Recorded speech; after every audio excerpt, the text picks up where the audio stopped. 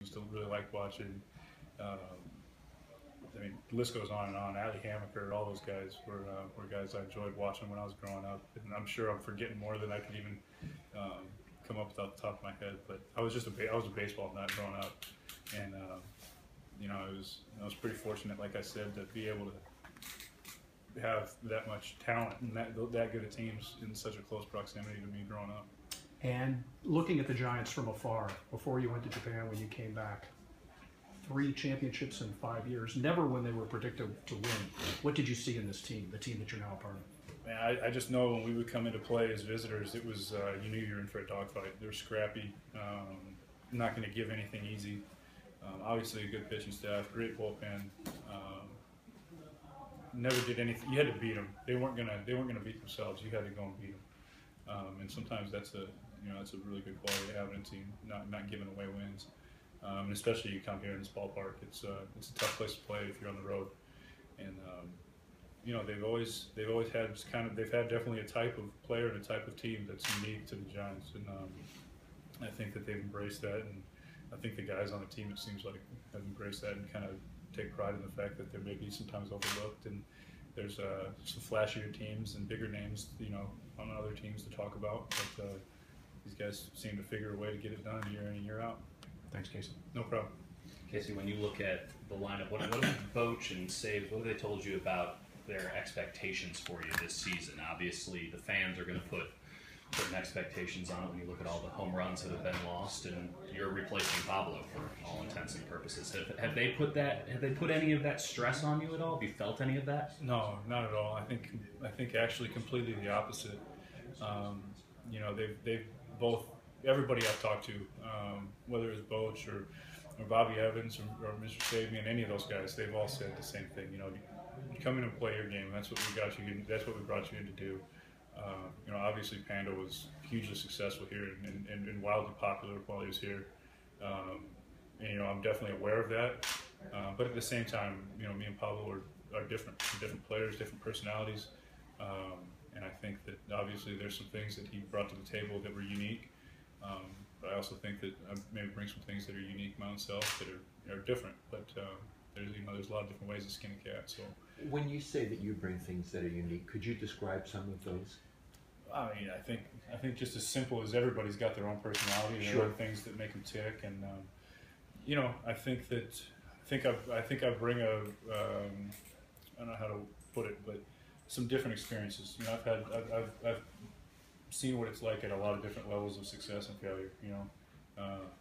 Been at a pretty high level for a couple of times, and I've been about as low as you can get having Sure. to go to Japan. And, sometimes we don't have that many young guys, but sometimes some of the younger guys, the first time they do have their first taste of struggle, and it's tough.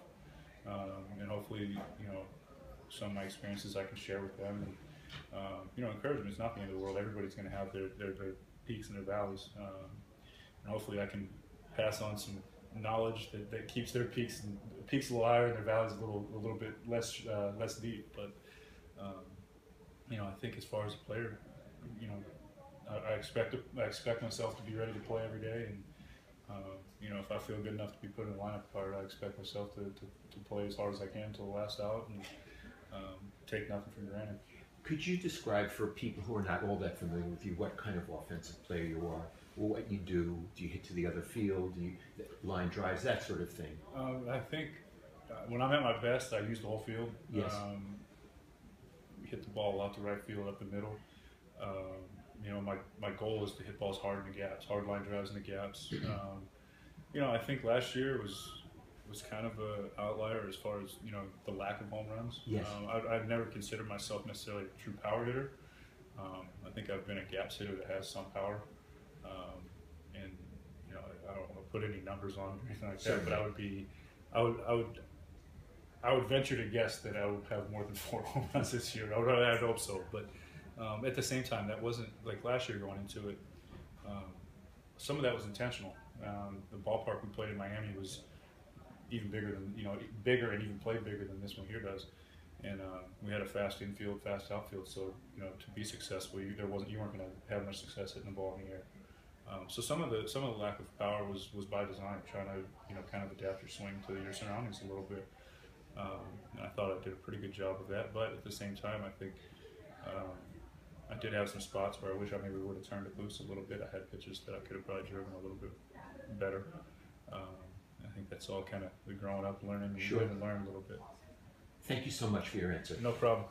Okay, so when you look at last year, and obviously Marlins Park being as cavernous as it can be at times, how do you feel in terms of the development of your swing coming back to the major leagues, using that swing against major league pitchers? Do you feel like you're still figuring it out to a certain degree, that you're still adapting to it? I mean, you obviously had experiences before that, so it's a very strange scenario. No, I think it's a good question. I think it's a fair question. There was definitely, when I first came back, especially spring training, there was definitely an adjustment period. Because even in the short time I was gone, it seems like the velocity of Major League Baseball has increased Every dramatically. year. Yeah. And that was one of the first things I noticed, was that the jump in velocity was even bigger than I remember it being. But with that said, I think that once the season got going and we got in the swing of things, I think that went away, and it just became more about going up and competing, having good at-bats. But at the same time, I think, I did come back with maybe, like I said, alluded to before, a little bit different approach than when I left. And so I think that's always something that you want to improve on. And I don't know if tinker is the right word, but try to perfect, even though I don't think you're ever going to get to that point. Try to as best you can. How different was the approach from before you had to go to Japan? I mean, in terms of your mentality going to the plate. You mentioned you wish you opened it up a little bit more last year, but you had a great year last year. Were you opening it up all the time before that? I think that there was a stretch where, I was. And especially when I got to Pittsburgh and I wasn't playing as much as I was accustomed to, I felt like there was all of a sudden a pressure to get all the at-bats. Right. You maybe felt like you've missed out on back with one swing. And that didn't obviously work out very well. And then, the thing was, I think when I went back to when I got to Japan, I really tried to focus on using a big part of the field and cut back on the effort level of my swing, and I ended up driving the ball better than I really ever have. Right. So I kind of found out that you don't have to go up there and be grunting and spitting and sweating to hit a ball a long ways or hard. So all those things put together kind of got me to where I was last year, I think.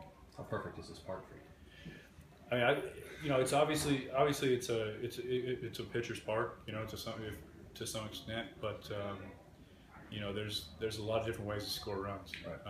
And I think the one good thing is in those situations, a lot of times the pressure is on the pitcher, so more times than not, a single up the middle is just as good as hitting a solo homer. They count the same at the end of the day. So my job, I feel like, is to try to figure out ways to drive in runs, and sometimes that means a ground ball to the shortstop if that's what the situation calls for. And I expect myself to pick up those that you're supposed to pick up. And but as far as the ballpark, I mean, you couldn't ask for a better setting to play in.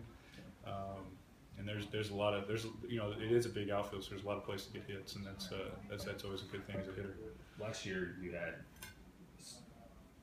a tremendous amount of clutch hits. It was almost beyond the realm of possibility for a certain while, but it never really tailed off. Do you attribute that to the different approach and just putting a good swing on the ball and not opening it up, as you called it? Yeah, I mean, I think that there was, I think that the ballpark we played in was really conducive to hitting the ball hard on the ground and low line drives. Guys couldn't cover that much ground because it was so fast. And I think that helped. Obviously, you hate to say it, but obviously there's some luck involved. Anytime you're hitting a ball, you can't control. If they hang out a steering wheel, it'd be a whole heck of a lot easier. Right. But I guess try not to.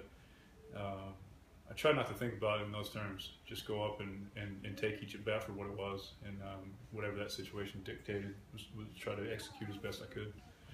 Thanks, Casey. Appreciate it. No problem.